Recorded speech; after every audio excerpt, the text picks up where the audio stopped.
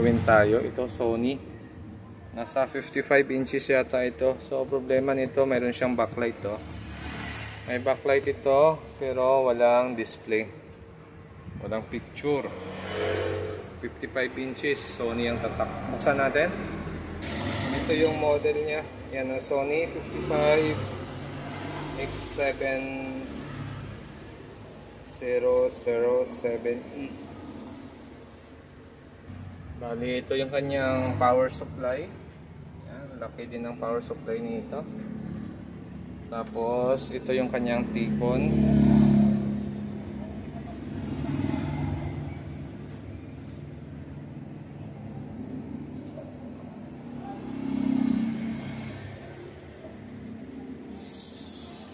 Tapos ito naman yung kanyang mainboard. Okay. So ang issue nito ay walang display pero may backlight. At hindi rin siya nagpo-protect, ano? So gagawin natin ay check natin yung supply sa tikon. Titingnan natin kung present lahat ng supply sa tikon niya. At bakit wala siyang display. Set lang tayo sa DC. Okay, tapos yung ground natin ng test prop ay i-body ground lang natin dito. Yung kahit saan dyan, basta naka-ground. So doon siya naka-ground. Tapos check natin to. Ito yung ating fuse. Okay, may 12 tayo. So check natin kung mayroon itong DC to DC, ano? So hanapin muna natin kung saan yung mga test point nito. So ito yung bone niya, no? Yan, ito yung bone. So wala tayong reading. 0.0 ang reading niya. So wala, hindi gumagana yung kanyang DC to DC. Okay. So saan pa ba yung may mga test point dito? Ito, ano to? Ito wala din. Okay, so gagawin natin, maghang tayo ng ribbon muna. Hang tayo ribbon, check natin kung magkakaroon ng supply ito. Okay, ito. Hang natin itong isang side. Yan. Tapos, saksak natin. Okay. Antayin lang natin magka-backlight. Saka magsukat ulit tayo ng supply. Yan. May backlight na siya. Yan, no? Okay. So, check natin yung bone kanina kung mayroon. Wala pa rin, ano? 0.0 pa rin siya. Okay, bonnet ulit natin. Tanggal natin yung isang ribbon. Ito, bali dalawa ng ribbon yung tinanggal natin. Parehas na silang hindi nakakabit. Yan, saksak ulit natin. Antayin natin mag-backlight. So, sa ganitong step ay malalaman natin kung talagang buo pa ba itong tikon na ito or sira na. Okay. Or nagpo-protect siya, no? So ito, mayroon tayong na reading 0.2. So kanina 0.0, ano? 0.0. Pero ngayon 0.2. May nare-reading tayo pero hindi pa rin siya nagkaroon ng DC to DC. So mayroon naman tayong 3.3, 1.8, 1 volt ito, 1 volt ito, 12, 3.3. Okay, merong mababa na mga supply.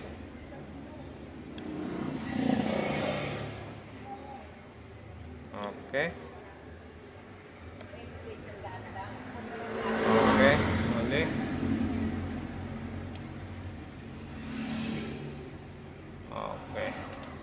So negative, ano, hindi tumaas yung supply natin. Baka may protect ito pag nakahang yung ribbon. Okay. Bolts. So baka may protection yung tikon na ito pag nakahang yung ribbon or pwedeng sira din yung tikon natin, ano. So check muna natin mabuti. Mag-check tayo ng mga SMD. Try natin kung may makuha tayong problema ng SMD. Gawin natin dito. Bali yung tikon na yan ay yung ating mga clock signal ay nakatapat dito, ano?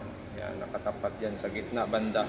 So yung sa gilid ay hindi pa nating clock signal yan. Ito tayo. 2, 4, 6, 8, 10, 12. Okay. So ginawa natin dyan, nag-block tayo dito. Blocking. Yan, binlock natin yung portion na ito. Tinry ko dito, wala, no? So nag-block tayo. So makikita natin dito.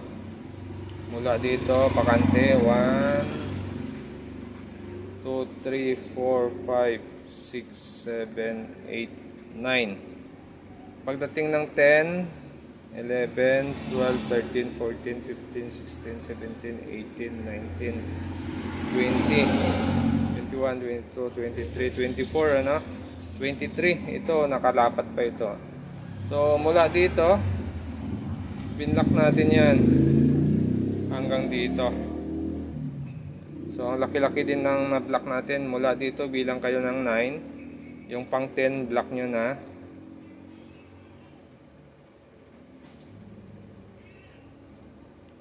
Yan. 11, 12. 1, 2, 3, 4, 5, 6, 7, 8, 9, 10, 11, 12, 13, 14. 14 pin yung binlock natin dito. Okay. So itong side, wala pa tayong binlock dito. So balik natin to.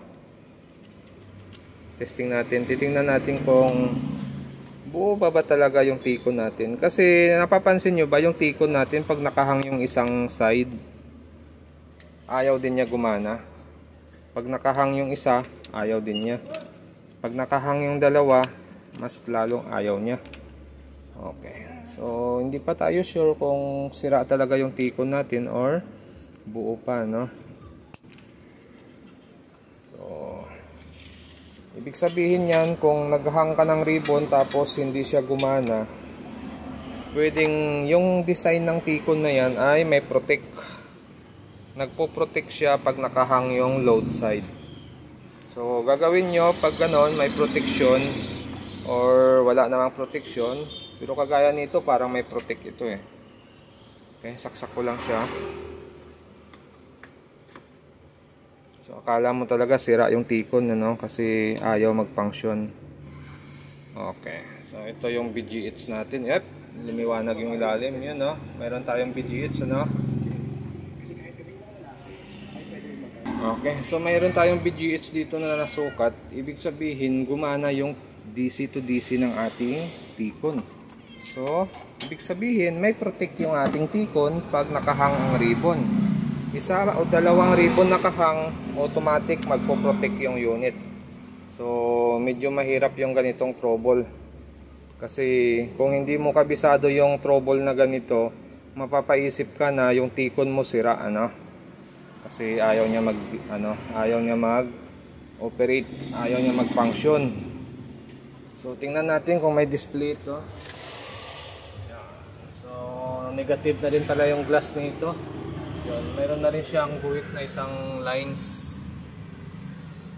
Pero nagka-picture na siya, no? Naka-display na natin siya.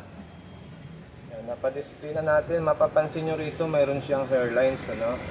So, yung hairlines na yan, parang tagos hanggang dulo. Pero pagdating dito sa dulo, medyo hindi naman masyadong halata. Okay. Baka yan ay makuha yan sa resistor or zero ground.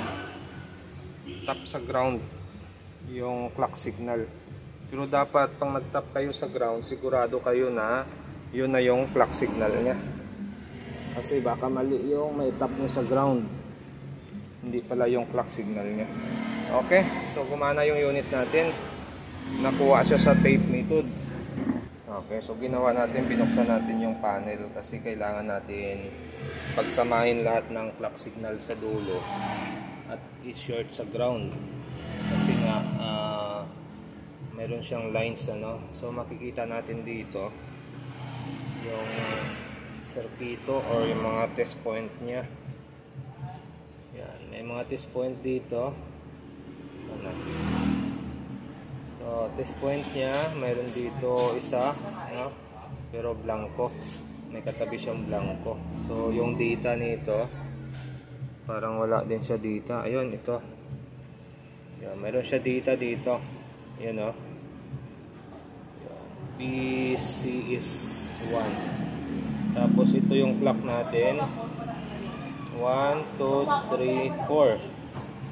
1, 2, 3, 4. Tapos is T, BP. Okay. So, check natin apat. Ito. Ito yung dalawa sa dulo. Yung kasunod nun, clock signal na, no? Yan.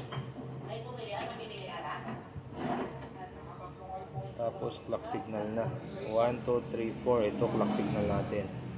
1, 2, 3, 4. Ito clock signal natin. Yan. So buti na lang may data dito, no? Yan.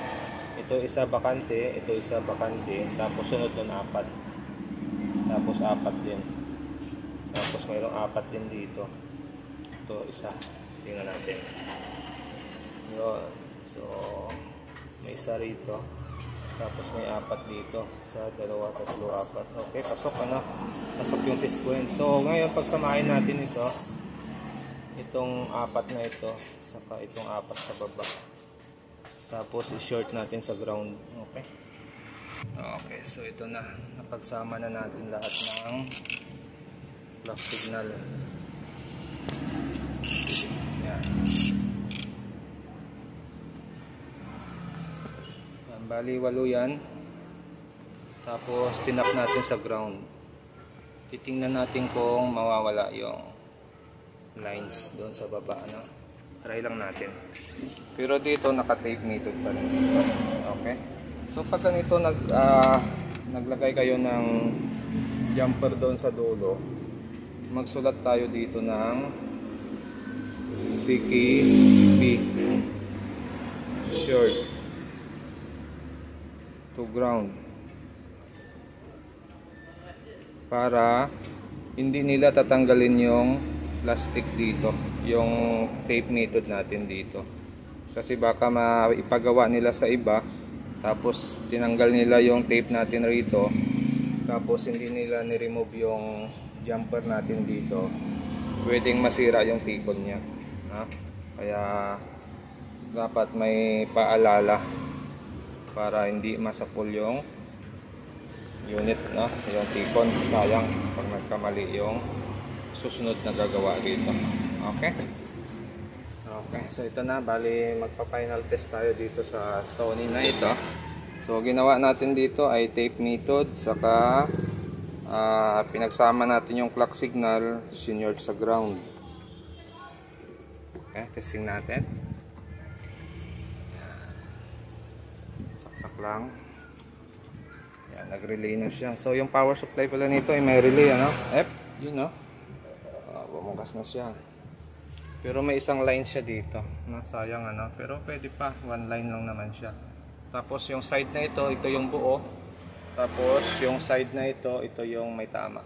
So mayroon pa rin siyang naiwan na parang medyo magaspang na lines, pero hindi kagaya kanina na halatang halata mo siya. Ngayon, kumbaga technician na lang ang makakakita ng mga ganitong lines. Pag mga customer, hindi na nila masyado halata yung mga ganong problema. Yan, yan, pino na rin siya.